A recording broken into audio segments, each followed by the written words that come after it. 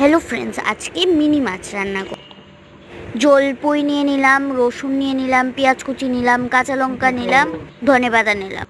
কাঁচা লঙ্কা, পেঁয়াজ, রসুন, মরিচ পেস্ট করে নেব। মাছগুলোতে হলুদ, লবণ আর পেস্টও রেডি হয়ে গেছে। এখন গুঁড়ো লঙ্কা দিয়ে ভালো করে মেখে নেব। কড়াইতে তেল দিয়ে মাছগুলো ভেজে নেব।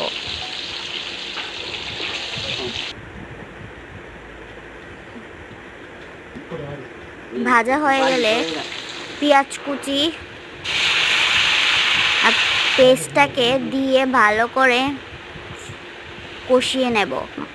তারপর জিরের গুঁড়ো, ধনের গুঁড়ো, গুঁড়ো লঙ্কা,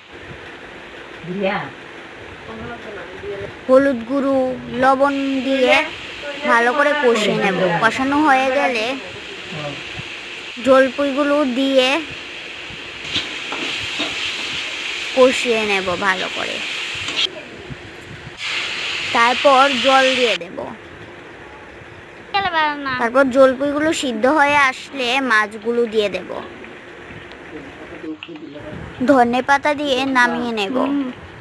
টক ঝাল মাছ তরকারি রান্না করে খেয়ে দেখবে, এইভাবে খুব ভালো লাগে। আজকের জন্য টাটা, বাই বাই।